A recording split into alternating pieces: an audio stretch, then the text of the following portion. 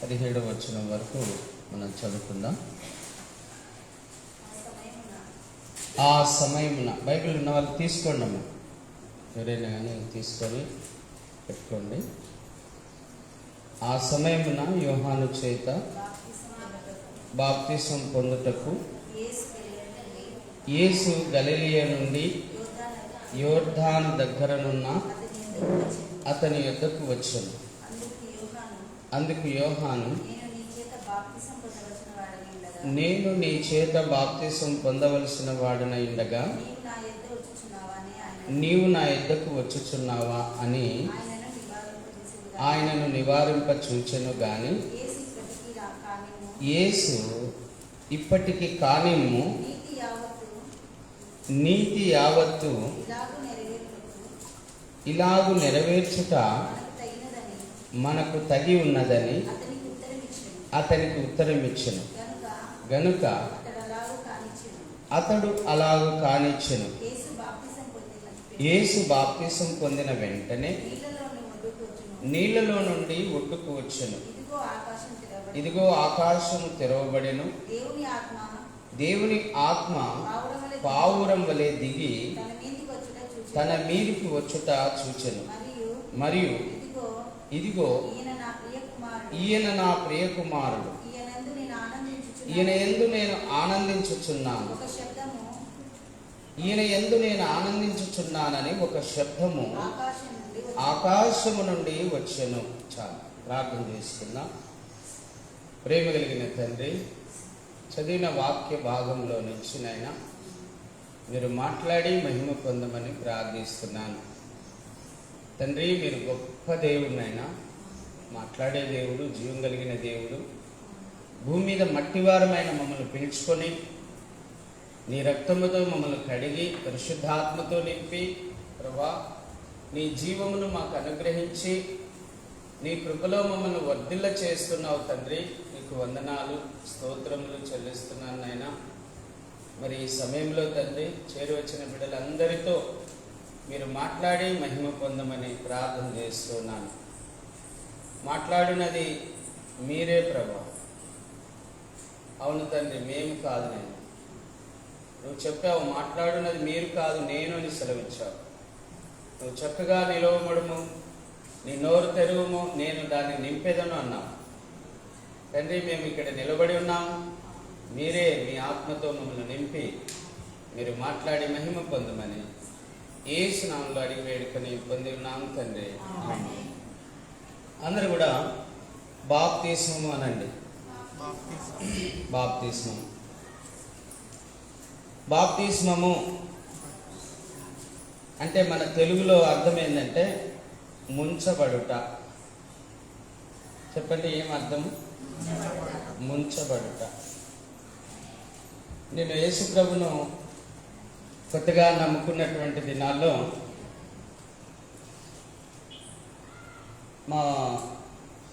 నా స్నేహితులు, నా బంధువులు కొంతమంది చెప్పేవాళ్ళు,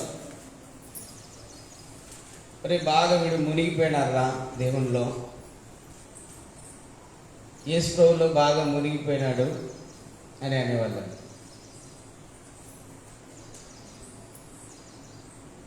యేసు ప్రభులో మునిగిపోయినాడనే మాట చాలా సత్యమేనండి. వాళ్ళు చెప్పింది అబద్ధమేం కాదు. అవును, యేసు ప్రభువులో మనం పరిపూర్ణంగా మునిగిపోవాలి.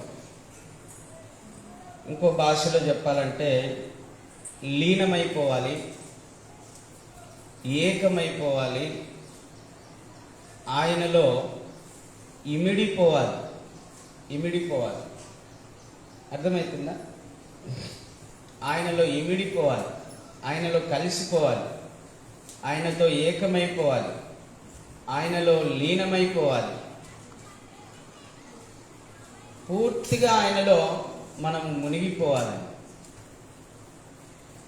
పూర్తిగా ఆయనలో మునిగిపోవాలన్నప్పుడే బాప్తిసం తీసుకోవాలి. లేదు, నా జీవితం నేను జీవిస్తుంటాను, నా శరీరానుసారంగా నా కోరికలు తీర్చుకుంటూ ఉంటాను, లోకానుసారంగా జీవిస్తూ ఉంటాను, అప్పుడప్పుడు దేవుని దగ్గరికి వెళ్ళి ప్రార్థన కూడా చేసుకుంటాను అంటే కుదరదు. యేసు ప్రభుని నమ్ముకోవడం అంటే పూర్తిగా మునిగిపోవడం. యేసు ప్రభుని నమ్ముకొని బాప్తిసం పొందడము అంటే పూర్తిగా ఆయనలో లీనమవడం. యేసు క్రీస్తు ప్రభువును నమ్ముకొని బాప్తిసం పొందడము అంటే ఇక ఆయన కొరకు మాత్రమే బ్రతకడం. ఇక ప్రభు చెప్పిన మాటను బట్టి, ప్రభు చెప్పినటువంటి విధానాలను బట్టి, ప్రభు చూపించినటువంటి మార్గంలో నడవడానికి పరిపూర్ణంగా మనం ఇష్టపడ్డాము. పరిపూర్ణంగా ఇష్టపడ్డాం. యేసుక్రీస్తు ప్రభువు కూడా బాప్తిసం పొందాడు. ఎక్కడ బాప్తిసం పొందాడు చెప్పండి? ఏ నదిలో బాప్తిసం పొందాడు? యోర్దాను నదిలో బాప్తిసం పొందాడు. ఆయన యోర్దాను నదిలో బాప్తిసం పొందాడని మనం కూడా ఆడనే పొందాలని ఏమి రూల్ లేదు. నీటిలో ఆయన బాప్తిసం పొందాడు, మనం కూడా నీటిలోనే మనం బాప్తిసం పొందాలి. యోహాను ఏమన్నాడు? ప్రవక్త అయినటువంటి యోహాను, బాప్తిసం ఇచ్చి యోహాను ఏమన్నాడు? ప్రభువా, నేను నీ చేత బాప్తిసం పొందవలసిన వాడనై ఉండగా నీవు నా చేత బాప్తిసం పొందుచున్నావా అంటున్నాడండి. చూడండి ఆ మాట చూద్దాం. 14వ వచనం. అందుకు యోహాను, నేను మీ చేత బాప్తిసం పొందవలసిన వాడనై ఉండగా నీవు నా యొద్దకు వచ్చుచున్నావా, నీవు నా యొద్దకు వచ్చుచున్నావా అని ఆయనను నివారింప చూసెను గాని యేసు ఇప్పటికి కానిము, నీతి యావత్తు ఇలాగు నెరవేర్చుట మనకు తగి ఉన్నదని అతనికి ఉత్తరమిచ్చెను. బాప్తిసం తీసుకోవడం మా బాగైనా, బాప్తిసం తీసుకోవడం దేవుని నీతిని నెరవేర్చడం. ఏంటమ్మా చెప్పాలి? దేవుని నీతిని నెరవేర్చడం. దేవుని నీతిని నెరవేర్చడం. దేవుడు ఏం చెప్పాడో అది చేయడమే మన విధి, మన ధర్మం. అమ్మా వింటున్నారా?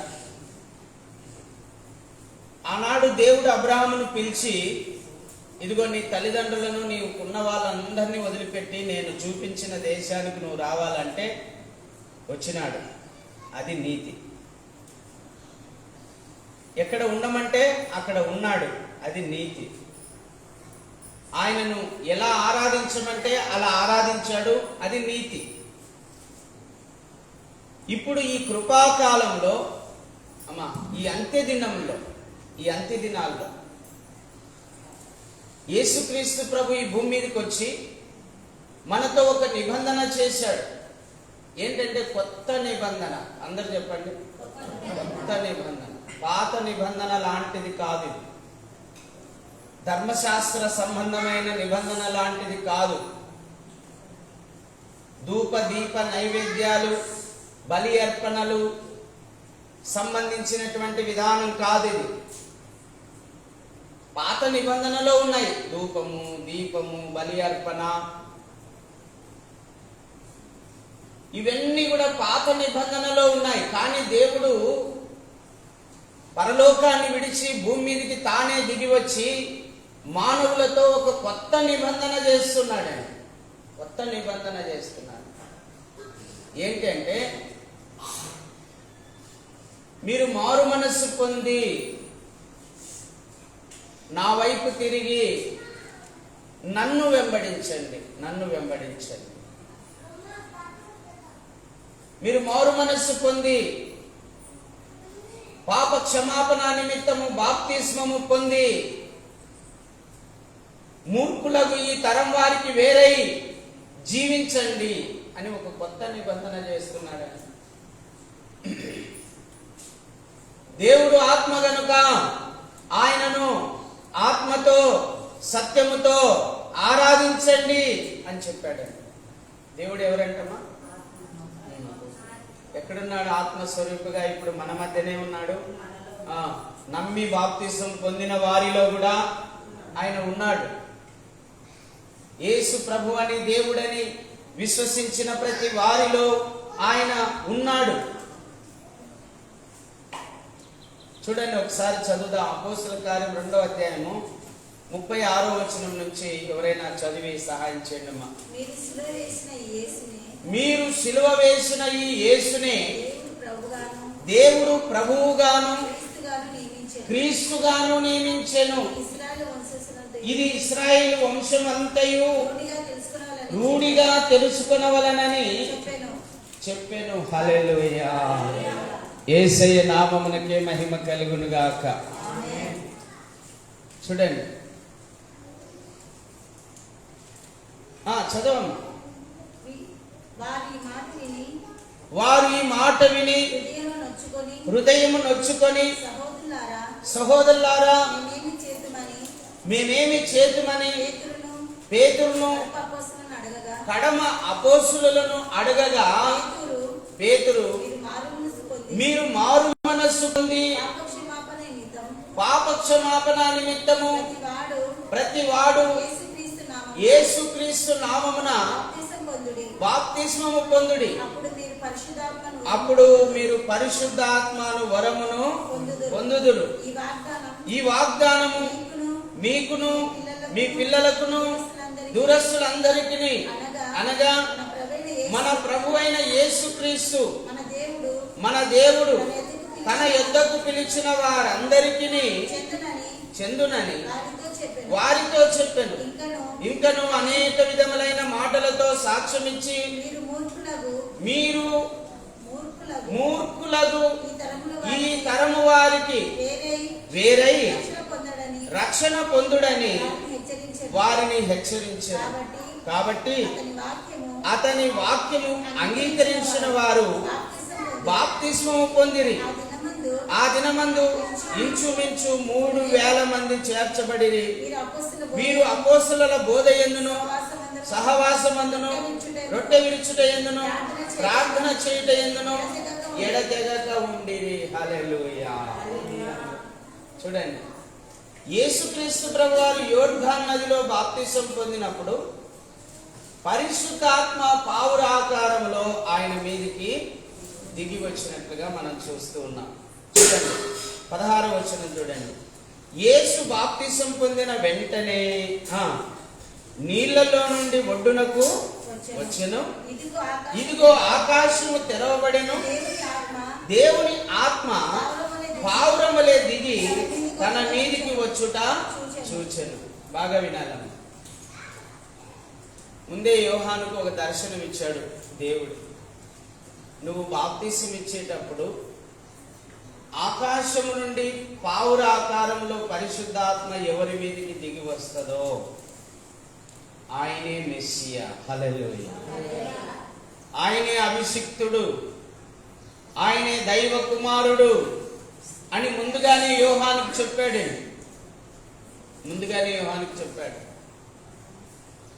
కొత్త నిబంధనలో అపోస్తలుల కార్యములో కూడా పేతురు చెప్తున్నాడు, అయ్యలారా మీకు రక్షణ కలగవలనంటే. దేనికి రక్షణ? మీ శరీరానికి, మీ ఆత్మకు, మీ ప్రాణానికి. మీ శరీరానికి, మీ ప్రాణానికి, మీ ఆత్మకు రక్షణ కలగాలి అంటే మారు మనస్సు పొంది పాపక్షమాపణ నిమిత్తము బాప్తిస్మము పొందండి. అప్పుడు మీకు ఏమొస్తుందంట? పరిశుద్ధాత్మ అనే వరమును మీరు పొందుకుంటారు. పరిశుద్ధాత్మ అనే వరం పొందుకుంటారు. చూడండి, దేవుడు ఒక కొత్త నిబంధన చేస్తున్నాడమ్మ మనకు. ఒక కొత్త నిబంధన చేస్తున్నాడు. ఇది ఎవరికంట? ఇంకా మార్చడు దీన్ని. అబ్రహాంతో ఒక నిబంధన చేశాడు, శాంసన్తో ఒక నిబంధన చేశాడు, గిద్యోనుతో ఒక నిబంధన చేశాడు. ఇట్లా రకరకాల వాళ్ళతో కొన్ని నిబంధనలు దేవుడు చేశాడు. కానీ ఇప్పుడైతే మనుషులందరికీ, మనకు, మన దూరస్తులందరికీ, ఈ దేశంలో ఉన్న వాళ్ళకు, సమస్త దేశంలో ఉన్న మనుషులందరికీ కూడా ఒకే ఒక నిబంధన చేశాడు. ఆ నిబంధననే మారు మనస్సు పొంది పాప క్షమాపణ నిమిత్తము ఏం చేయాలంటమా? బాప్తిసం పొందాలి. చూడండి, ఆ మాట కూడా అపోస్తల కార్యంలోనే ఆ మాట కూడా చూద్దాం. మీకును మీ దురస్తులకు నేను ఉంటాను. చూడమ్మా, చదవండి. ఈ వాగ్దానము మీకును మీ పిల్లలకును దూరస్తులందరికీ అనగా ప్రభు అయిన దేవుడు తన యొద్దకు పిలిచిన వారందరికీ చెందునని వారితో చెప్పాను. హల్లెలూయా. మనకు, మన పిల్లలకు కూడా బాప్తిసం అనేది ఉంది. వాళ్ళకు కూడా ఇవ్వాల్సిందే, దూరస్తులకు ఇవ్వాల్సిందే, ఈ దేశాలకు ఇవ్వాల్సిందే, వేరే దేశస్తులకు ఇవ్వాల్సిందే. ప్రపంచంలో ఉన్న వాళ్ళందరికీ ఒక నిబంధన దేవుడు చేశాడు. బాప్తిస్మము. అమ్మా, బాప్తిస్మము. దేవుడు నాకు ఇంకా కొన్ని సత్యాలు బయలుపరిచాడు.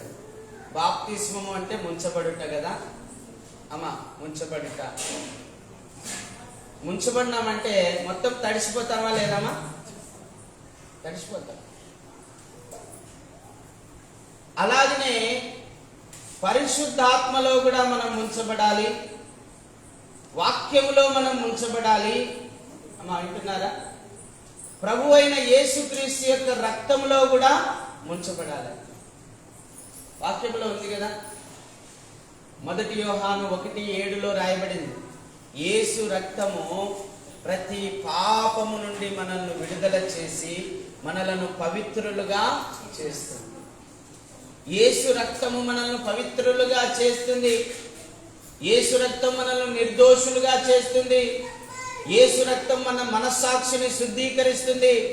యేసు రక్తం ద్వారా మనము శుద్ధీకరించబడతాం, పవిత్రులమవుతాం, పరిశుద్ధులమవుతాం, నీతిమంతులమవుతాం. మీ అందరికీ తెలుసు, రోమా 5:8 రాయబడింది, యేసు రక్తము ద్వారా మనం నీతిమంతులుగా చేయబడతాం. 1 యోహాను 1:7 రాయబడింది, ఆయన రక్తము ద్వారా మనం పవిత్రులమవుతాం. ఆయన రక్తము ద్వారా మనం పవిత్రులమవుతాం. అమ్మా, ప్రతి క్రైస్తవుడు, ప్రతి యేసు ప్రభువు నమ్మినటువంటి వ్యక్తి, యేసు ప్రభు అని దేవుడని ఎరిగినటువంటి ప్రతి వ్యక్తి కూడా అమ్మా పరిశుద్ధాత్మలో ముంచబడాలి. ఆయన రక్తములో, సిలువలో మన పాపముల కోసం కార్చిన రక్తములో ముంచబడాలి. ఆయన వాక్యము జీవాహారము, ఆ జీవాహారం అనే నీరు, ఆ నీటిలో ముంచబడినట్టుగా వాక్యములో కూడా మనం ముంచబడాలి.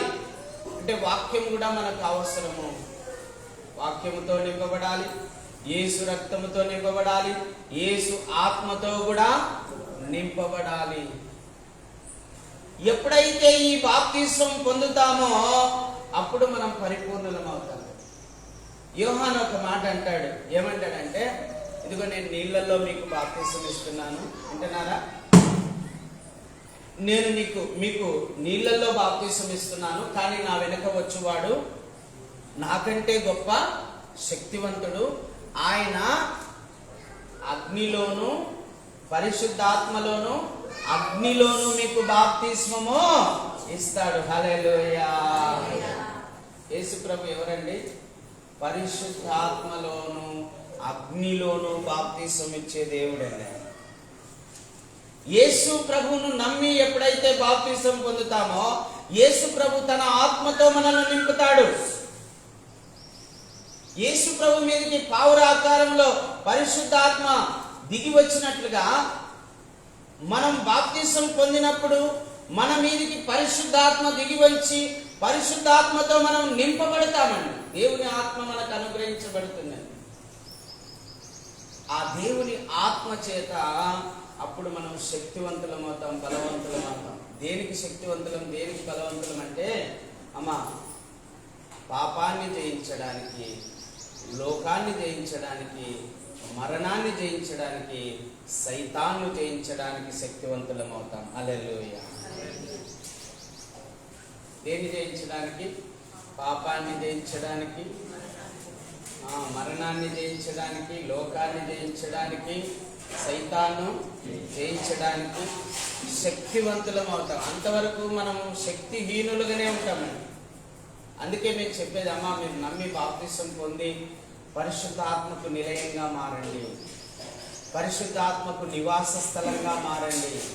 పరిశుద్ధాత్మకు మీ హృదయంలో ఎప్పుడైతే చోటిస్తారో ఆయన మీ హృదయంలోకి వస్తాడు, మీలో నివసిస్తాడు, మిమ్మల్ని బలవంతులుగా చేస్తాడు, మిమ్మల్ని శక్తివంతులుగా చేస్తాడు, మిమ్మల్ని ఉజ్జీవపరుస్తాడు. ఈ లోకాన్ని జయించే శక్తిని మీరు పొందుకుంటారు, మీలో ఉన్న అహంకారాన్ని జయించే శక్తిని మీరు పొందుకుంటారు, మీలో ఉన్నటువంటి ఆ పాపమును, కామ క్రోధ మదమచ్చర లోభ మోహములను జయించడానికి మీరు శక్తి పొందుకుంటారు. శరీరాశను జయించడానికి, నేత్రాశను జయించడానికి, జీవపు డంబాన్ని జయించడానికి మీరు శక్తి పొందుకుంటారు. కాబట్టి యేసు ప్రభు అని నమ్మి విశ్వసించి, ఇదిగో నీ పాపముల కోసం ఆయన సిలువలో మరణించాడని, రక్తమును కార్చాడని, గాయములు పొందాడని, సిలువ మరణమును పొందాడని, సమాధిలో పెట్టబడి తిరిగి 3వ దినం లేచాడని, పరలోకానికి ఎక్కి వెళ్ళాడని, మరలా వచ్చి మనల్ని తీసుకుని వెళ్తాడని నమ్మండి, విశ్వసించండి. ఆయన మన కోసమే ఈ లోకానికి వచ్చాడు, మన కోసమే సిలువ మరణమును పొందాడు, మన కోసమే సమాధిలో పెట్టబడ్డాడు, మన కోసమే తిరిగి లేచి పరలోకానికి ఎక్కి వెళ్ళాడు. ఆయన మరలా వచ్చి మనల్ని తీసుకొని వెళ్తాడు, యుగాయుగాలు ఏలుకుంటాడమ్మా అని ఎందుకు మీకు ఇంత గట్టిగా చెప్పేది అంటే, మీరందరూ నమ్మి బాప్తిసం పొంది ఆయన పరిశుద్ధాత్మ శక్తితో నింపబడి మీరు ఈ లోకాన్ని జయించాలని, శరీరాశను జయించాలని, నేత్రాశను జయించాలని, జీవపు డంబాన్ని జయించాలని. యేసు ప్రభు శరీరాశను, నేత్రాశను, జీవపు డంబాన్ని జయించాడండి. ఎప్పుడు తెలుసా?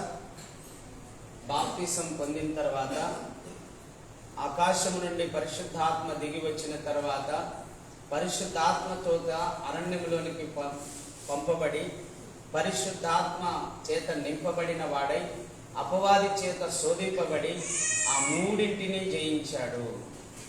ఏ మూడింటిని? శరీరాశను, నేత్రాశను, జీవపు డంబం. శరీరంలో ఉన్నాయి అనేక రకాల కోరికలు ఉన్నాయండి మానవునికి. కాముకత్వం, జారత్వం, అపవిత్రత, అసూయ, ద్వేషం, కక్షలు, విభేదాలు, విమతములు, అల్లరితో కూడిన ఆటపాటలు, మత్తు అలవాట్లు, ఇవన్నీ కూడా శరీర క్రియలు. శరీర సంబంధమైన క్రియలను జయించాలంటే దేవుని ఆత్మ మీలో ఉండాలి. ఆ దేవుని ఆత్మ ద్వారా ఈ శరీర క్రియలను మీరు జయించవచ్చు. రోమా 8:14 చదువుదాం, ఒకసారి జ్ఞాపకం చేసుకుందాం. చాలాసార్లు చెప్పాను మీకు ఈ మాటలు, అయినా కూడా ఒకసారి జ్ఞాపకం చేసుకుందాం. రోమా 8:14 చదవండి అమ్మ. 13-14 రెండు చదవండి. మీరు శరీరానుసారముగా నడుచుకొనిన ఎడల చావవలసిన వారయ్యుందురు, కానీ ఆత్మ చేత, బాగా వినాలమ్మా, ఏం చేయాలంట? ఆత్మ చేత ఏం చేయాలంట?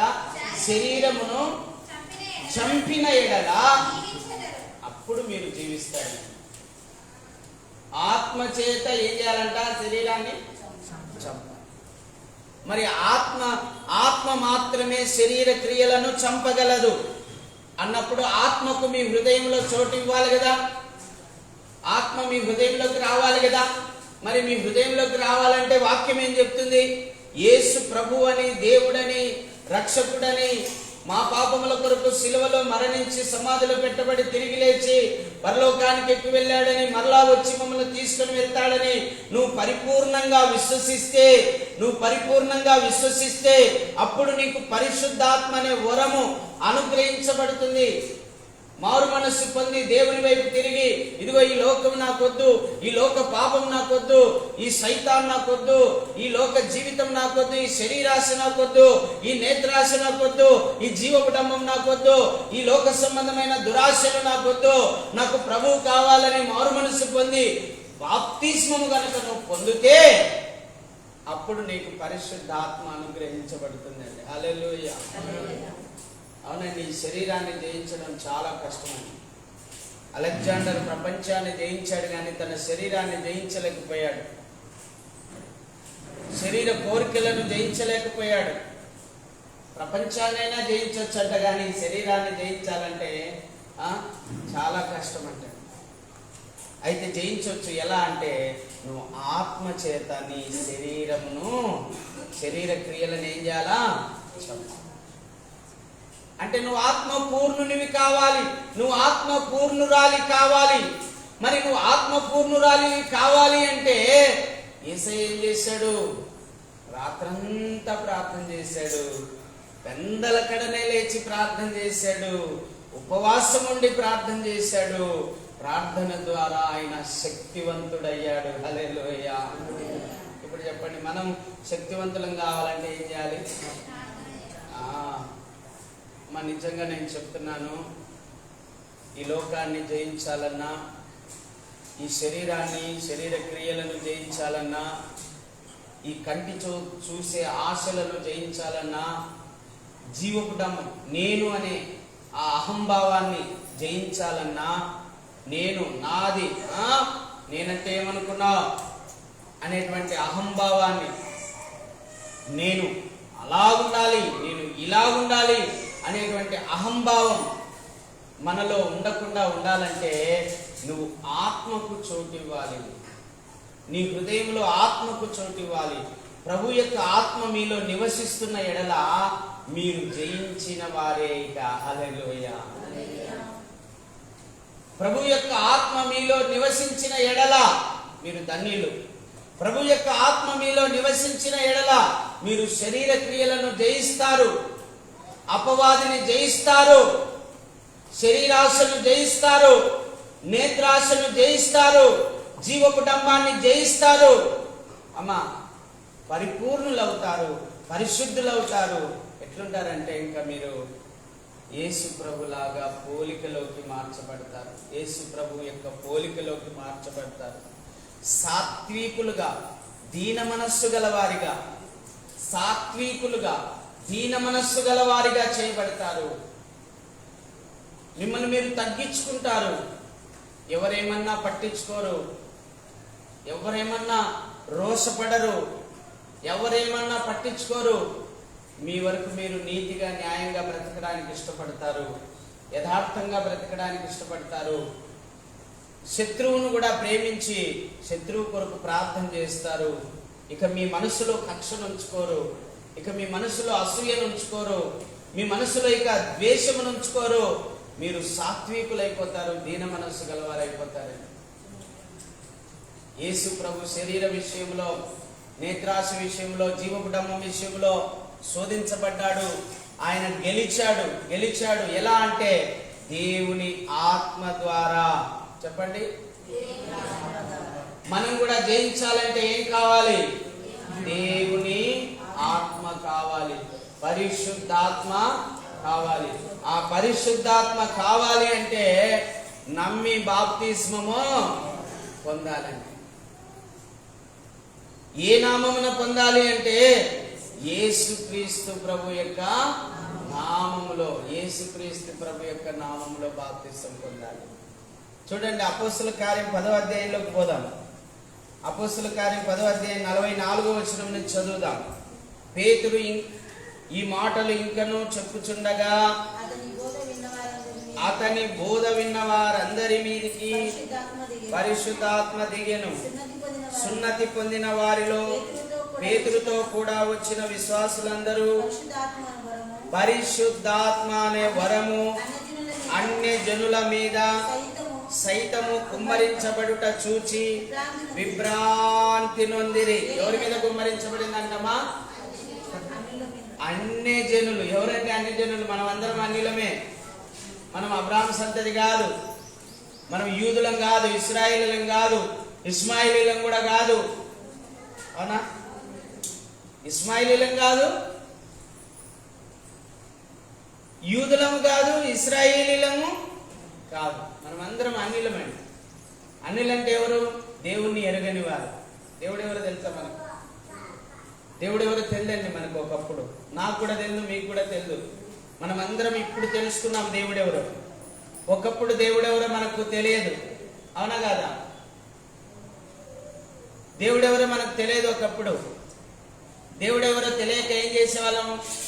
జమ్మి చెట్టు చుట్టూ, జిల్లెడు చెట్టు చుట్టూ బోట్రాయి ఉంటుంది చూడండి రోడ్డు మీద, ఆ బోట్రాయికి తర్వాత కొన్ని గుండ్లకు, రాళ్లకు, చెట్లకు, పుట్టలకు, పాములకు, ఎద్దులకు, గాడిదలకు, నక్కలకు, జంతువులు కూడా దేవుడు అనుకొని, పక్షులు, గరుడ పక్షి కూడా దేవుడు అనుకొని మొక్కినటువంటి వారం మనం. దేవుడు ఎవరో తెలుసు మనకి. ప్రతిదాన్ని దేవుడు అనుకునేవాడు. సూర్యుడు సూర్యరశ్మి ఇస్తున్నాడు కదా, ఇవి లేని పంటలే పండవు, మనకు కూడా ఆరోగ్యాలు ఉండవు, కాబట్టి సూర్యుడు కూడా దేవుడే అనుకునేటువంటి వారం మనం. వర్షం లేకుంటే పంటలు పండవు కదా, ఈ వర్షంతోనే కదా ఇప్పుడు నీళ్లు వస్తున్నాయి మనకు తాగడానికి, కాబట్టి నీళ్లు కూడా దేవుడే అనుకునే వాళ్ళం ఒకప్పుడు మనం. ప్రతిదాన్ని దేవుడు అనుకునే వాళ్ళం. కానీ వీటన్నిటినీ దేవుడు మన కోసం సృష్టించాడని వింటున్నారా?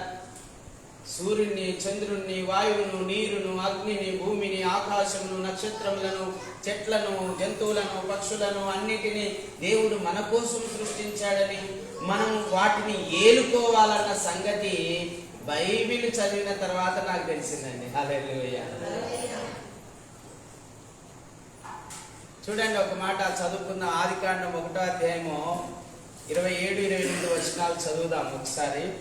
చూడండి, 27, 28. దేవుడు తన స్వరూపమందు నరుని సృజించెను, దేవుని స్వరూపమందు వానిని సృజించెను, స్త్రీగాను పురుషునిగాను వారిని సృజించి దేవుడు వారిని ఆశీర్వదించెను. ఎట్లనగా మీరు ఫలించి అభివృద్ధి పొంది విస్తరించి భూమిని నిండించి దానిని లోబర్చుకొనుడి. సముద్రపు చేపలను, ఆకాశ పక్షులను, భూమి మీద ప్రాకు ప్రతి జీవిని ఏలుడని దేవుడు వారికి చెప్పాను. హల్లెలూయా. ఏలుకోమంటే ఏం చేస్తున్నారమ్మా? సాగిల పడతాం. ఇది పాపం అండి. ఏలుకోవడం అంటే వాటిని మనం వాడుకోవచ్చు, ఏ విధంగా వాడుకోవచ్చు.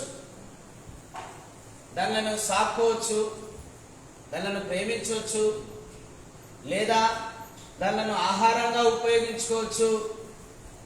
సూర్యుడు ఉన్నాడమ్మా, అందరూ ఉపయోగించుకోవచ్చు దాని వెలుగును, దాని సూర్యరశ్మిని. మీకు తెలుసా డాక్టర్లు ఏం చెప్తారో తెలుసా? ప్రతిరోజు మీరు ఉదయకాలం ఎండకు నిలబడాలమ్మా అంటారు. ఈరోజు సాఫ్ట్వేర్ ఉద్యోగస్తులకు బోన్స్ పాడైపోతున్నాయి, పెలుసైపోతున్నాయి బోన్స్. కారణం ఏంటంటే వాళ్ళు ఉదయం లేచిన దగ్గర నుంచి ఏసీలోనే ఉంటారు. ఇక డి విటమిన్ లోపం వచ్చి బోన్స్ పెలుసైపోయి ఈ మెడ నొప్పులు, కీళ్ళ నొప్పులు, మోకాళ్ళ నొప్పులు వచ్చేస్తున్నాయి. ఈ వెన్నుముక నొప్పులు,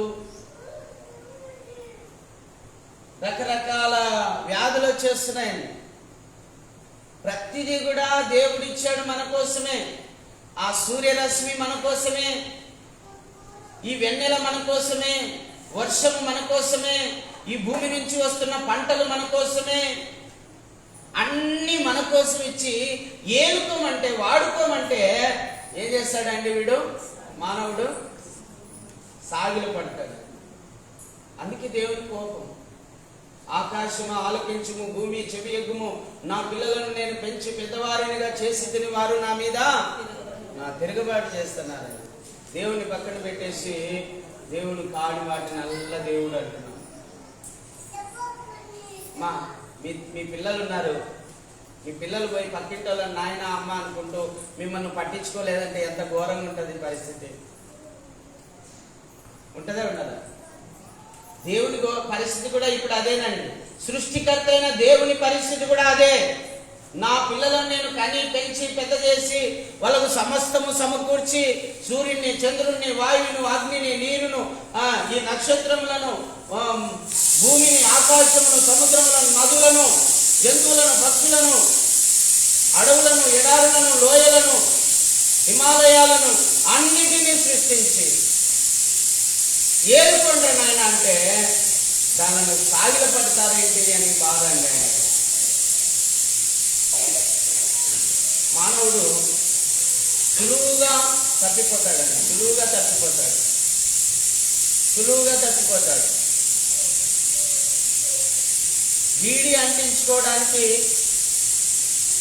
అగ్గిపెట్టె దొరకకపోతే దానికోసం వెయిట్ చేసి సడన్గా ఎవడైనా దొరికితే అగ్గిపెట్టె దొరికిందంటే అబ్బా దేవుళ్ళకి లెక్క వచ్చినావన్నా, నాకు అగ్గిపెట్టె ఇచ్చినావంటారు.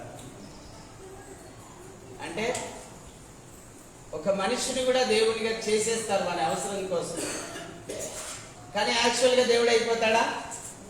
వీడు తాగేదే బీడి, వీడు చేసేదే చెడ్డ పని, మళ్ళీ దానికి దేవుడు కదా. ఈ విషయాలన్నీ దేవుడు మనతో చెప్తూ ఉన్నాడండి. ప్రతి విషయాన్ని సత్యవాక్యమును విన్న తర్వాత, అపోస్తలుల కార్యం 10వ అధ్యాయానికి వస్తాం. సత్యవాక్యమును వాళ్ళు విన్న తర్వాత ఆ సత్యవాక్యమును ఏం చేశారంటే వాళ్ళు 44వ వచనం చదవమ్మ మళ్ళీ ఒకసారి. పేతురు ఈ మాటలు చెప్పుచుండగా అతని బోధ విన్న వారందరి మీదికి పరిశుద్ధాత్మ దిగెను. చాలా పరిశుద్ధాత్మ దిగెను. ఎవరు వాళ్ళందరూ? అన్యజనులు. దేవుడెవరో తెలియని వారు. కానీ పేతురు చెప్పినప్పుడు ఆ మాటలు లక్ష్యం ఉంచారండి. ఏం మాటలో చూద్దాం. 36వ వచనం చదవమ్మా. యేసుక్రీస్తు అందరికీ ప్రభు, ఆయన ద్వారా దేవుడు సమాధానకరమైన సువార్తను ప్రకటించి ఇశ్రాయేలీయులకు పంపిన వర్తమానము మీరెరుగుదురు. యోహాను బాప్తిసం ప్రకటించిన తర్వాత గలిలయ మొదలుకొని యూదయా అంతటా ప్రసిద్ధి అయిన సంగతి మీకు తెలియను. అదేమనగా బాగైనాలి దేవుడు నజరేయుడైన యేసును పరిశుద్ధాత్మతోను శక్తితోను అభిషేకించెనను అన్నది. దేవుడు ఆయనకు తోడైందెను గనక ఆయన మేలు చేయుచు అపవాది చేత ఓడింపబడిన వారినందరినీ స్వస్థపరుచుతూ సంచరించుచుండెను. హల్లెలూయా. ఎవరంటమ్మా మనం అందరము? అపవాది చేత ఓడించబడిన వారు. అపవాది వింటున్నారా? బాగేనండి. అపవాది మనల్ని అందరినీ ఓడించేసిందండి. ఎప్పుడో దారి తప్పించేసింది. పౌలు అంటాడు కదా, అందరూ గొర్రెల వలె దారి తప్పిపోతురు. యెషయా ప్రవక్త అంటాడు, అందరూ గొర్రెల వలె దారి తప్పిపోతురు అంటాడు. అందరూ దారి తప్పిపోయినారండి. సైతాన్ ఏం చేసింది? ప్రజలందరినీ దారి మళ్లించేసింది. అర్థమవుతుందా మీకు? దారి మళ్లించేసింది. తప్పు త్రోవని తీసుకొని వెళ్తుంది. ఇప్పుడు అందరినీ దారి తప్పించేసి వ్యాధిగ్రస్తులు ఉన్నట్లుగా చేసిందండి. ఎట్లా అంటే అరికాలు మొదలుకొని నడినెత్తి వరకు మానవుడికి స్వస్థత అనేది లేదంటారు. అలాగూ తయారైపోయారు సమాజం అంతా కూడా. స్వస్థత అనేది లేదు. అరికాలు మొదలుకొని నడినెత్తి వరకు అందరూ వ్యాధిగ్రస్తులైనారు. వారి గుండె బలహీనమైపోయింది అని యెషయా గ్రంథం 1లో రాయబడింది. ప్రభునందు ప్రియులారా, అందరూ దోవ తప్పిపోయి స్వస్థత లేని వారిగా ఉన్నప్పుడు యేసుక్రీస్తు ప్రభువారు పరిశుద్ధాత్మతో శక్తితో నింపబడి ఈ భూమిలో సంచరించి అపవాది చేత మోసపోయినటువంటి వారందరినీ కూడా ఆయన మళ్ళా స్వస్థపరిచి మళ్ళా మంచి మార్గంలోకి తీసుకొచ్చాడు. హల్లెలూయా. ఒకప్పుడు నేను అపవాది మార్గంలో ఉన్నాను, ఇప్పుడు దేవుని మార్గంలో ఉన్నాను. హల్లెలూయా. ఒకప్పుడు నేను అపవాది సంబంధిగా ఉన్నాను, ఇప్పుడు దేవుని సంబంధిగా ఉన్నాను. ఒకప్పుడు వ్యాధిగ్రస్తుడనే ఉన్నాను, ఇప్పుడు యేసయ్య ద్వారా నా ప్రాణాత్మ దేహములు స్వస్థత పొందుకున్నాయి. హల్లెలూయా. ప్రాణము, దేహము, ఆత్మ ఈ మూడింటిని కూడా నా ప్రభు నన్ను స్వస్థపరిచాడు. ఈ మూడింటిని కూడా స్వస్థపరిచాడు. చూడండి, మరొక మాట కూడా అక్కడ రాయబడినటువంటి మాటను మనం చదువుకుందాము. చాలా మంచి మాట ఆయన చెప్పినట్లుగా మనం చూస్తూ ఉన్నాము. 40వ వచనం నుంచి చదువుదాం. ప్రజలందరికీ కాక దేవుని చేత ముందుగా ఏర్పరచబడిన సాక్షులకే, అనగా ఆయన మృతులలో నుండి లేచిన తరువాత ఆయనతో కూడా అన్నపానములు పుచ్చుకొనిన మాకే ఆయన ప్రత్యక్షముగా కనబడినట్లు అనుగ్రహించను. ఇది కాక దేవుడు సజీవులకును మృతులకును న్యాయాధిపతిగా నియమించిన వాడు ఈయనే. ఎవరంటమైనా న్యాయాధిపతి. గుర్తుపెట్టుకోండి అమ్మా. జీవాధిపతి, ప్రభువు, జీవాధిపతి, పరిశుద్ధాత్మతో శక్తితో నింపబడిన వాడు, అపవాది చేత మోసపోయిన వారందరికీ స్వస్థపరిచిన వాడు, న్యాయాధిపతి. చదవమ్మా. ఈయనే అని ప్రజలందరికీ ప్రకటించి దృఢ సాక్ష్యం ఇవ్వాలనని మాకు ఆజ్ఞాపించను. ఆయన యందు విశ్వాసం ఉంచి వాడెవడో వాడు ఆయన నామము మూలముగా పాపక్షమాపణ పొందునని ప్రవక్తలందరూ ఆయనను గూర్చి సాక్ష్యం ఇచ్చుతున్నారని ఈ మాటలు చెప్పాడండి వాళ్ళు. పరిశుద్ధాత్మ, బాగా వినాలమ్మా, పరిశుద్ధాత్మ వారి మీదికి దిగి రాకముందు, పరిశుద్ధాత్మ పెద్ద కుర్చీ అంటే అయిపోమా, అదంటే అది వంగుతుందంట నాన్న. లేదు, ఇది వేస్తున్నాను. అవి జాగ్రత్త కాబట్టి బండలు, పాలిష్ బండలు ఊగుతున్నాయి.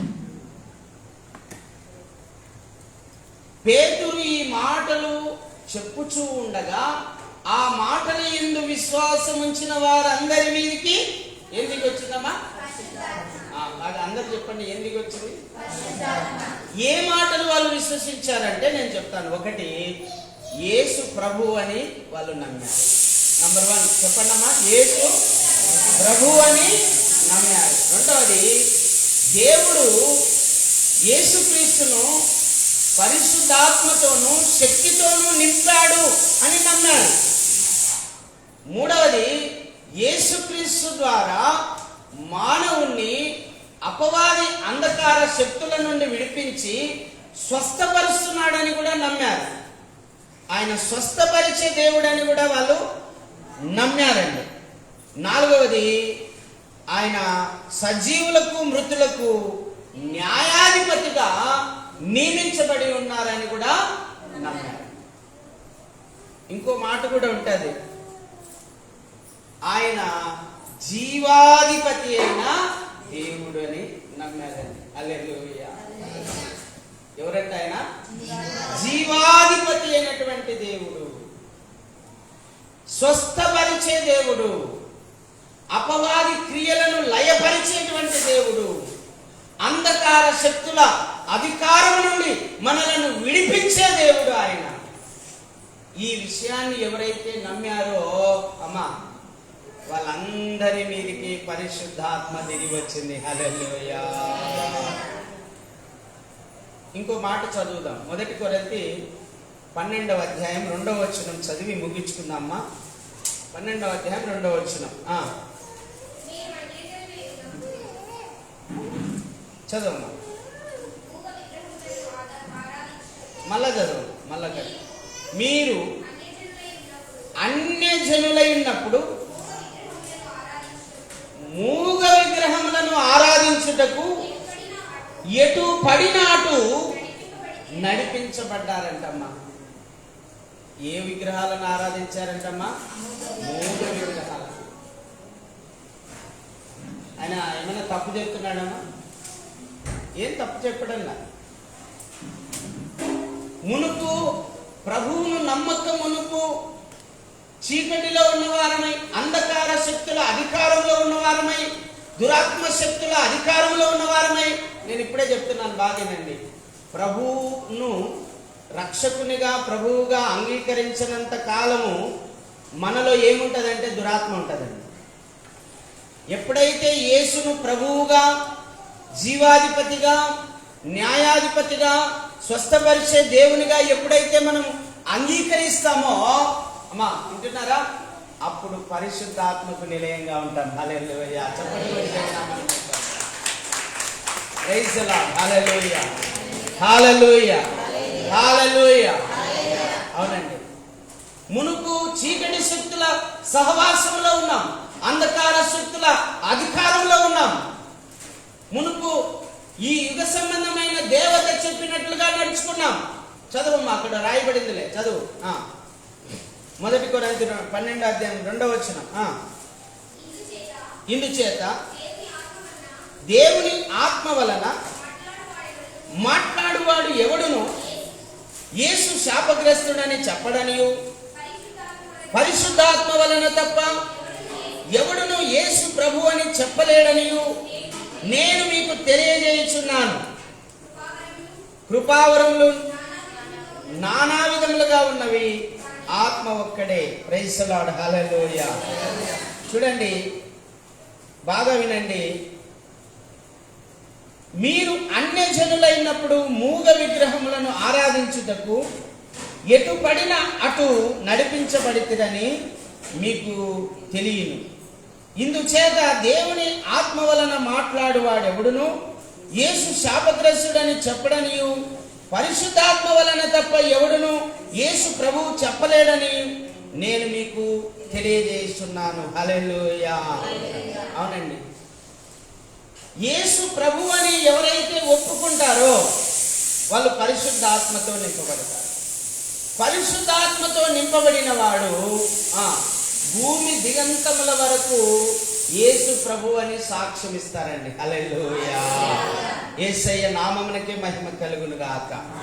ఇంకో మాట చదువుకొని ముగించుకుందాం. ఎఫెసీయులకు రాసిన పత్రిక 2వ అధ్యాయం 2వ వచనం.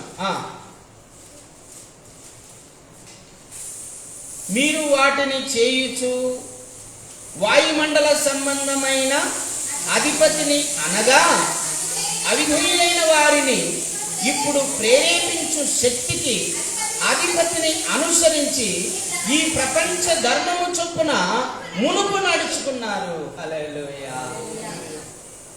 ఏ శక్తి అంట మాది? వాయుమండల సంబంధమైన అధిపతి. ఎన్ని పేర్లు ఉన్నాయండి వానికి, సైతాన్కు. అమ్మా, వాడు దొంగ, వాడు దోచుకునేవాడు, వాడు నాశనం చేసేవాడు, వాడు అపవాది, వాని పేరు సాతాను, వాడు వాయుమండలాధిపతి అంట. ఏం పేరు? వాయుమండలం అంటే తెలుసామా? ఈ భూమండలానికి పైన ఉన్నటువంటి భాగం వాయుమండలం అంటే గాలి ప్రవహించేటువంటి స్థలం, ఆ గాలి వీచేటువంటి స్థలం. ఈ వాయుమండలంలో ఉండేటువంటి సైన్యం, ఈ వాయుమండలంలో ఉన్నటువంటి అపవాది. ఎఫెసీయులకు రాసిన పత్రికలో రాయబడింది అంధకార సంబంధమైన అధికారం అని రాయబడింది. ఇక్కడేమో వాయుమండల సంబంధమైన అధికారం అని రాయబడింది. అంటే అపవాది చీకటి సంబంధి, అపవాది వాయు సంబంధి. చాలా మంది అంటుంటారు కదా, వీనికి గాలి పెట్టిందిరా అంటుంటారు. గాలి పట్టడం అంటే అపవాది పట్టడం, సైతాన్ పట్టడం. వాయుమండల అధిపతి వింటున్నారా? ఏం పేరు అని పేరు? వాయుమండల అధిపతి. వాడు అంధకార సంబంధి అంటే చీకటి సంబంధి. వాడు చీకటి సంబంధి. ప్రభు చెప్పినట్టుగా వాడు దొంగ, వాడు దోచుకునేవాడు, వాడు నాశనమును నరహత్యను జరిగించేవాడు. నరహత్య జరిగిందంటే అది వాని వల్లనే జరుగుతుంది. నాశనం జరిగిందంటే వాని వల్లనే జరుగుతుంది. దొంగతనం జరిగిందంటే వాని వల్లనే జరుగుతుంది. పాపం జరిగిందంటే వాని వల్లనే జరుగుతుంది. ఒక వ్యభిచారం జరిగిందంటే వాని వల్లనే జరుగుతుంది. వీటన్నిటికీ వాడు క్రియేటర్. ఒక ఆయన అన్నాడు, అయ్యా మీరు మతము మతము మతం అంటున్నారు, క్రైస్తవులన్న వాళ్ళ దేవుణ్ణి నమ్ముకొని అన్ని కనిపెట్టినారు, మీరేం కనిపెట్టినారు అని అడిగినాడు. వాళ్ళు అడిగినాడు కదా. ప్రజల్లో మత పిచ్చి రేపుతూ ఉన్నారు ఊరికి అనవసరంగా. ఆ మతం ఈ మతం అని, ఆ దేవుడు ఈ దేవుడు అని. మీకు పని పాట లేదా? క్రైస్తవులన్న యేసు ప్రభువుని నమ్ముకొని జ్ఞానవంతులై, సర్వజ్ఞులై, సర్వజ్ఞానవంతులై అనేకమైన వస్తువులు. ఈరోజు ఈ మైక్ పట్టుకున్నా అంటే ఎవరు కనిపెట్టారు? క్రైస్తవుడు. ఆ సెల్ ఉందంటే ఎవరు కనిపెట్టారు? క్రైస్తవుడు. ఈ బల్బ్ ఉందంటే ఎవరు కనిపెట్టాడు? క్రైస్తవుడు. మీరేం కనిపెట్టినారో చెప్పండి అన్నాడండి ఒక ఆయన. ప్రైజ్ ది లార్డ్, హల్లెలూయా. నేను చెప్తాను వాడు ఏం కనిపెట్టినాడు. అపవాది ఏం కనిపెట్టాడో తెలుసా? దొంగతనం కనిపెట్టాడు, అబద్ధం కనిపెట్టాడు, వ్యభిచారం కనిపెట్టాడు, అమ్మా మోసం కనిపెట్టాడు, అన్యాయం కనిపెట్టాడు, నరహత్యను కనిపెట్టాడు, ద్రోహం కనిపెట్టాడు, చెడుతనమును, కీడును వాడు కనిపెట్టాడు. వాడు కనిపెట్టేటి వల్ల అవే గుర్తుపెట్టుకోవాలి మీరు. ఈ లోకంలో అపవాది చేసే క్రియలు ఏంటంటే ఇవన్నీ వాడే కనిపెట్టినది భూమి మీద. దొంగతనం, అబద్ధం, వ్యభిచారం, నరహత్య, ద్రోహం, అన్యాయం, అక్రమం, ఇవన్నీ సైతాను కనిపెట్టినటివి. సైతాను సంబంధులు అనుసరించేటివి. నిజంగా నేను నీకు ఎంత జ్ఞానం ఇచ్చినాడన్నా దేవుడని ఆశ్చర్యపోయినా. హల్లెలూయా. అంతే కదండి. దేవుణ్ణి నమ్ముకున్న వాళ్ళు అన్నీ కనిపెట్టి మనుషుల అవసరాలు తీరుస్తూ ఉంటే, దేవుణ్ణి నమ్మని వాడు ప్రకృతిని నమ్మి ప్రకృతే దేవుడు అనుకుంటూ మోసపోతూ ఈ అంధకార సంబంధమైన అధికారంలో ఉంటూ అన్యాయాన్ని, అక్రమాన్ని, ఒకరినొకడు చంపుకోవడం, మత పిచ్చితో ఒకరినొకడు చంపుకోవడం, బాంబులు పేల్చుకోవడం, జిహాదీలు చేసుకోవడం. అమ్మా ఎక్కడైనా చరిత్రలో మీరు విన్నారా? ఒక క్రైస్తవుడు పోయి బాంబు పేల్చుకున్నాడు, చచ్చిపోయినాడని. ఒక క్రైస్తవుడు పోయి ఒక మనిషిని చంపాడని.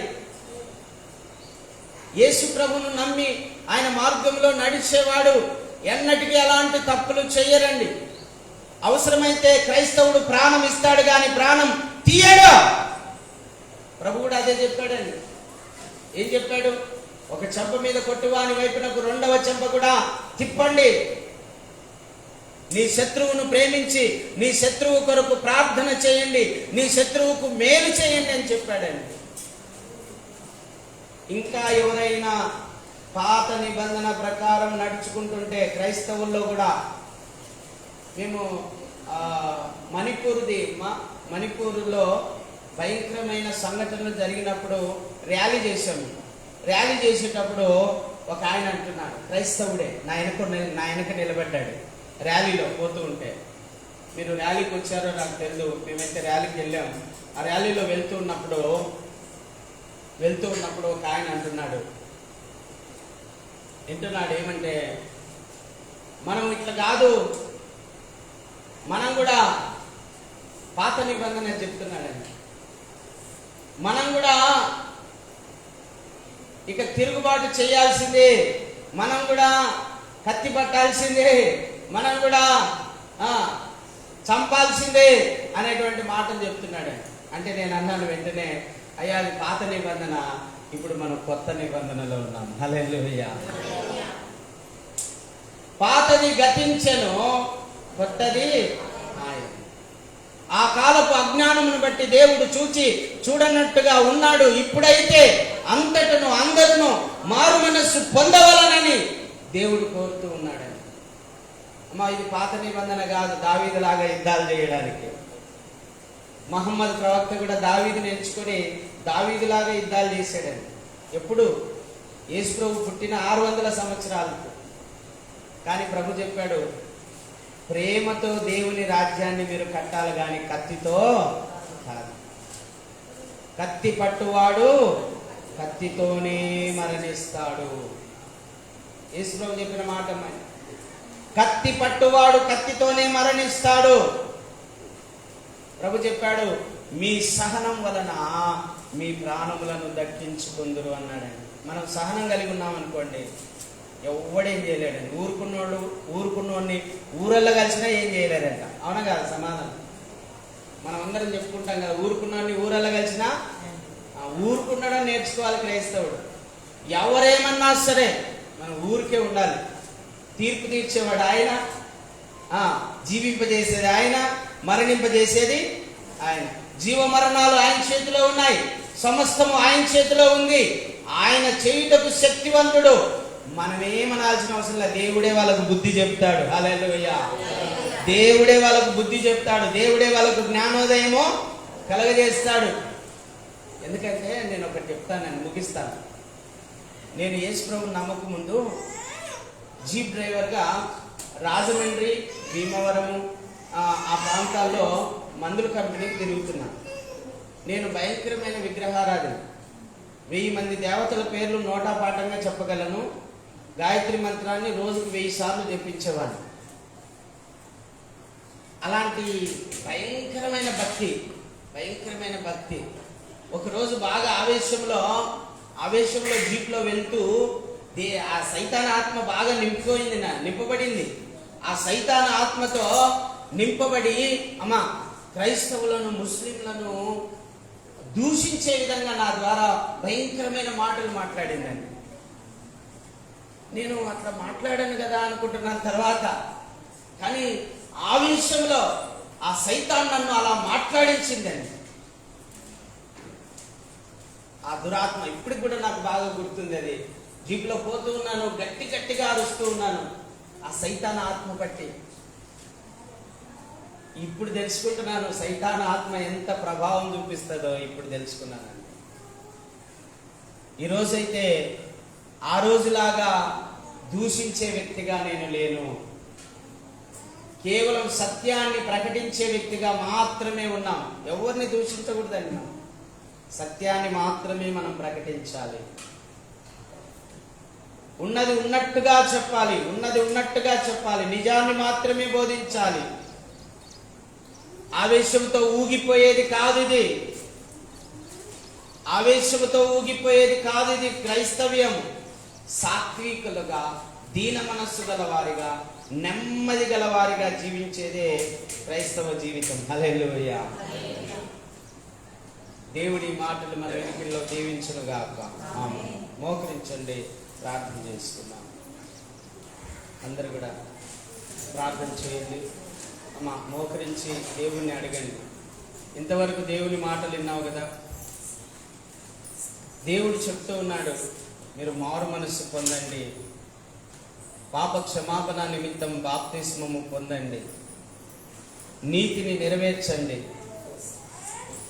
జన్మ పాపము కర్మ పాపము కొట్టివేయబడినట్లుగా వాక్యము చేత, రక్తము చేత, ఆత్మ చేత ముంచబడండి.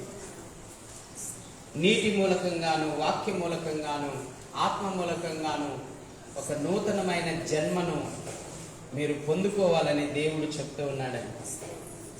నీటి మూలకంగాను, ఆత్మ మూలకంగాను, వాక్య మూలకంగాను, ఆయన రక్తము మూలకంగాను మీరు కొత్తగా జన్మించాలని ప్రభు కోరుకుంటున్నాడు. ఇంకా దేవునిలో ముంచబడలేదేమో, దేవుని వాక్యములో ముంచబడలేదేమో, దేవుని యొక్క రక్తంలో ముంచబడలేదేమో, దేవుని యొక్క ఆత్మలో ముంచబడలేదేమో, దేవుని యొక్క వాక్యములో ముంచబడలేదేమో, దేవుని యొక్క రక్తంలో ముంచబడలేదేమో, దేవుని యొక్క వాక్యములో ఆత్మలో ముంచబడలేదేమో. ఈరోజు ముంచబడినట్లుగా ప్రార్థన చేయి. అయ్యా, నీ వాక్యముతో నన్ను నింపునైనా, నీ రక్తముతో నన్ను నింపునైనా, నీ శరీరంతో నన్ను నింపునైనా, నీ మహిమగల దేహం నాకీనైనా, నీ ఆత్మను నాకీనైనా, నీ రక్తంలో నన్ను ముంచునైనా, నీ రక్తంలో నన్ను కడుగునైనా, నీ రక్తంలో నన్ను పరిశుద్ధునిగా చేయనైనా.